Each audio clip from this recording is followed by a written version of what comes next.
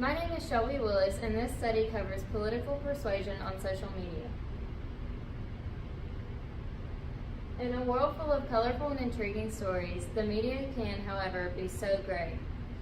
We live in an era that allows society to be incredibly dependent on social media. The media has evolved so rapidly and immensely that it has a significant impact on users' thoughts, attitudes, behaviors, and everyday lives as a whole.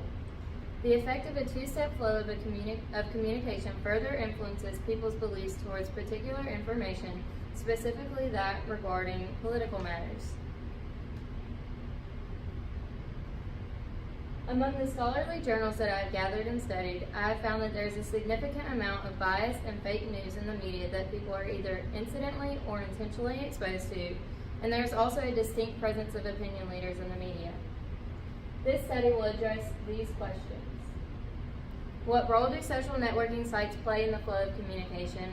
What is the two-step flow of communication? What is an opinion leader, and what role do they play in social media-based messages? And last but not least, what effect do fake and biased news have on viewers? So let's start with the theoretical background. Katz and Lazarsfeld conducted a 1944 study that led them to develop the theory of a two-step flow of communication.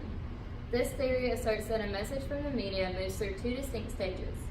The message begins with a minority of individuals called opinion leaders who pay close attention to the media. They then send that message to a wider audience with their own interpretations of the media.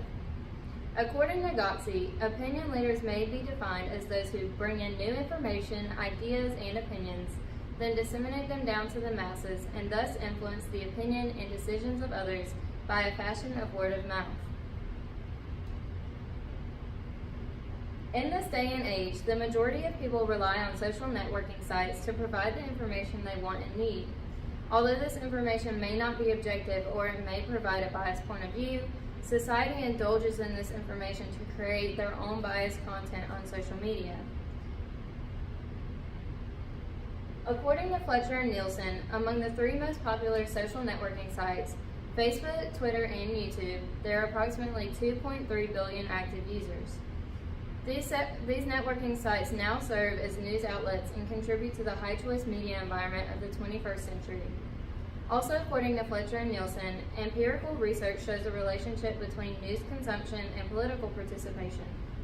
The majority of news that individuals consume on social media regards political matters, but some of this information is filtered through algorithms that will coincide with these viewers' own political views. Social networking sites also serve as a zone for fake news to be consumed, and the dissemination of fake news has become a widespread phenomenon in today's media. According to Balmo, every second, approximately 6,000 new tweets appear on Twitter, and 50,000 new posts are created on Facebook. This abundance of false and biased information provided by the mass media compels society to form assumptions and opinions based on the news they're exposed to. According to Ellie Haldane, there's a growing body of evidence of bias in the media caused by underlying political and socioeconomic viewpoints. Opinion leaders that are politically inclined portray messages in a way that represents their own private interests. Therefore, some of this fake and biased news on the media may come from them. The majority of the population turns to social media during political elections, specifically presidential ones.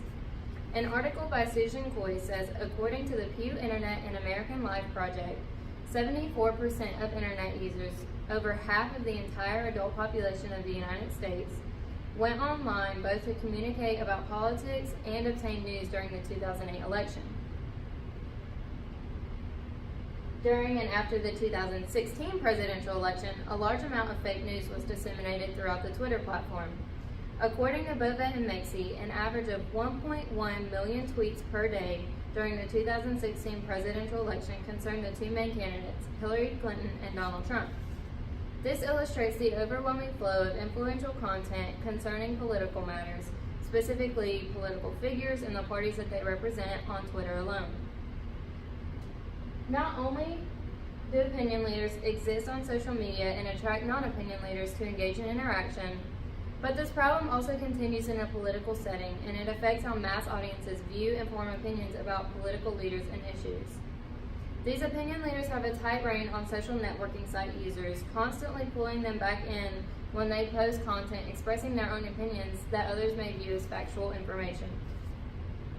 Ultimately, as the politically elite, an opinion leader's job is to link the divide between the politically aware and the unaware. This research has proved to be effective, and while it has provided information that surprised me, it has aligned with many of my predictions.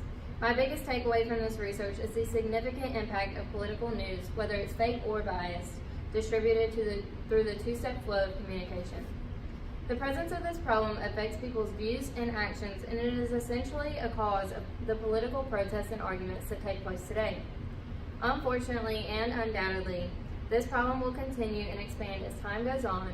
Technology evolves even further, and the unbreakable bond between people and social media remains.